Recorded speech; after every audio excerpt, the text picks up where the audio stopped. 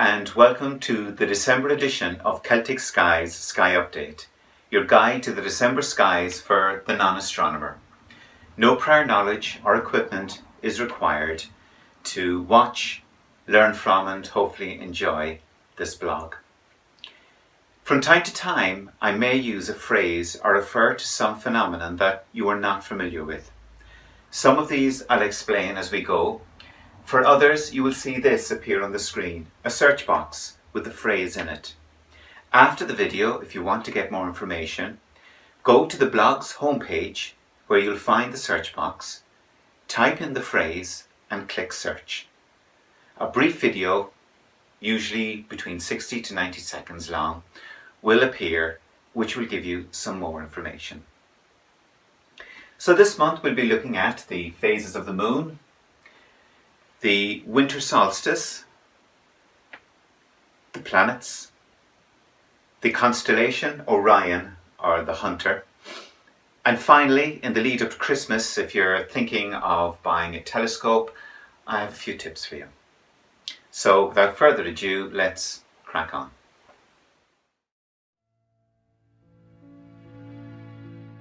This month's lunar phases occur on the following dates. The first quarter is on the 7th, we'll see the full moon on the 14th, the third quarter on the 21st, and the new moon on the 29th. As in November, the December full moon will be a supermoon. And a supermoon is when the moon is going through the full moon phase while it is at the closest point to the Earth, and thus appears bigger and brighter than normal. This is definitely one to look out for.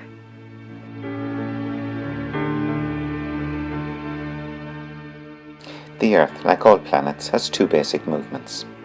One is to rotate around an apparent axis, which goes through the planet from the South Pole to the North Pole. This spinning effect gives us day and night.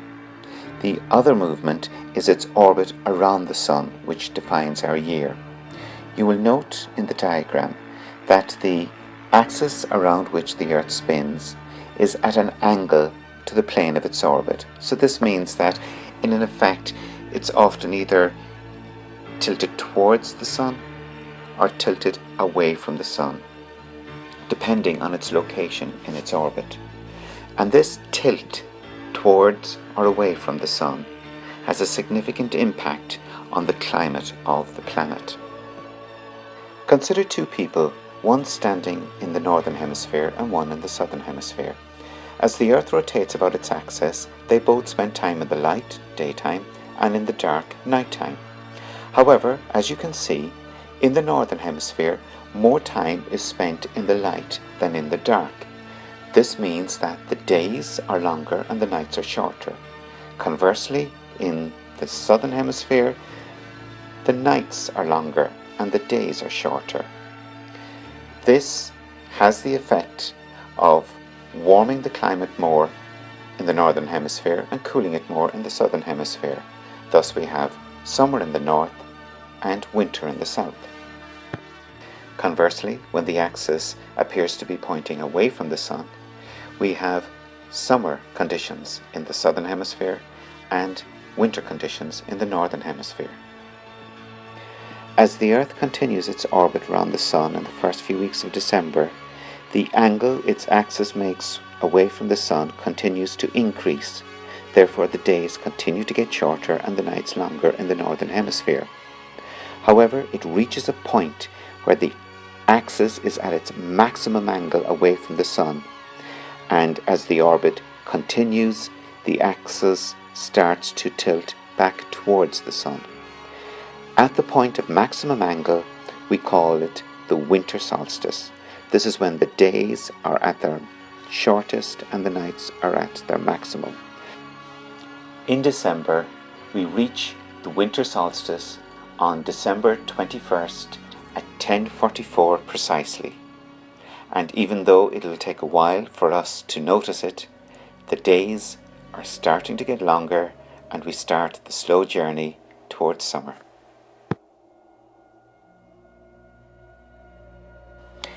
December is not a great month for the novice to try and identify planets from the stars in the night sky. Your best chance is probably sometime during the morning of the 23rd, when Jupiter will be very close to the Moon and will be easily identifiable as the very bright star, or what looks like a bright star near to the Moon. Jupiter will actually rise at 2 in the morning, and about a half hour later the Moon will rise just behind it. They will continue to rise in the sky, and the best time to try and see them is probably at about 6:45 in the morning. If you consider the horizon as 0 and above your head is 90 degrees, they will be at about 30 degrees. And the sun will have yet to rise, so you should be able to see the Moon and more specifically Jupiter quite easily. So this again is your opportunity to identify a planet, the planet Jupiter. 6:45 onwards, the sun starts to rise, and within half an hour the sky will be too bright to try and identify Jupiter. So if you want to see a planet, try getting up early on the morning of the 23rd. This month's constellation of interest is Orion, the Hunter constellation. Last month we looked at the Plough and how we can use it to identify Polaris, the North Star. Polaris can be viewed to the north, and if you turn around you will see Orion in the southern sky. To the ancients, when the stars are linked together in a line drawn, it reminded them of a hunter, and so it's also known as the Hunter constellation. Right beside it, rising shortly after Orion, is Ceres, the dog star, so called because it's part of the constellation Canis Major, the greater dog. Ceres is well worth looking at as it's the brightest star in the sky. It dwarfs our sun, and if they were side by side, it would shine 25 times brighter. If you look closely, you will note a cluster of stars in Orion, just below the three belt stars. In fact, the middle star is not a star at all. It's a huge nebulous cloud, more than 20 light years in diameter. The gaseous cloud is where stars are formed in their thousands. It's a stellar nursery where new stars and possibly new planetary systems are being created, all in that shiny dot in the sky. The Orion Nebula is about 1,340 light years away. That means that it takes 1,340 years for light from the cloud to reach your eyes here on Earth. So you're not seeing that cloud as it is now, but as it looked 1,340 years ago, as it looked back in 676 AD, little over 40 years after Muhammad died and the completion of the Quran. Science, history and the creation of life all wrapped up in a single constellation. Some of you may be considering purchasing a telescope for yourself or a loved one this Christmas. Well, there's a few things you should look out for. Now, nobody would get toy tools mixed up with real tools. You wouldn't expect that you can go out and put a picture up or make a cabinet with the toy hammer, saw or pliers that you buy in a toy shop. Toys are toys, equipment is equipment. You wouldn't mix them up. But when it comes to telescopes, it's not often as easy to tell one from the other. And unfortunately, some outlets will try and sell toy telescopes and pass them off as real telescopes. How can you tell the difference? Well, if you're buying a telescope for under €50, you're definitely buying a toy telescope that cannot be used to look at the sky realistically. In fact, entry-level, very basic level telescopes will cost between €100 and €200 at a minimum. There may be one or two models that might be around the €90 mark, but in general, if you're spending under €100, I would question the quality of the telescope. Secondly, Toy telescopes usually talk about magnification on the box, and it's all about magnification. A real reputable company selling a telescope will talk about the objective lens, how wide it is, and light capture, sturdiness, optic qualities. These are the key words that you want to see on the package and what people talk about. Another thing is the mount. We often concentrate on the telescope, but the mount, the tripod on which it stands, can be just as important.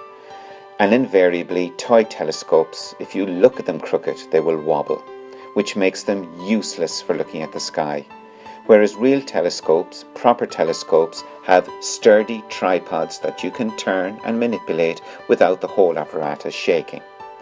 So these are indications of what toys are and what equipment are. And please don't buy your children toy telescopes expecting them to use them as real telescopes. You'll only kill their enthusiasm and they will get bored very, very quickly. Reputable brands of telescope include the likes of Celestron, Meade, Skywatcher. It is always good to deal with a reputable and experienced retailer of telescopes. I would recommend you would search on Google for your local Celestron, Meade or Skywatcher agent and just put in your location. For Ireland, a good outlet is K-Tech Telescopes. I have no connection or interests with the shop, I just know them to be a good and reliable outlet. So if you're unsure, find a good outlet supplier and they will help you in your purchase. Well, that's it for another month. I hope you found the blog enjoyable and informative, and I hope that on a clear night you get the opportunity to go out and have a look at what a wonderful sky we have above us. It's free to look at and it's fascinating. And so until next month's Celtic Skies Sky Update, I wish you clear skies and a happy and peaceful Christmas.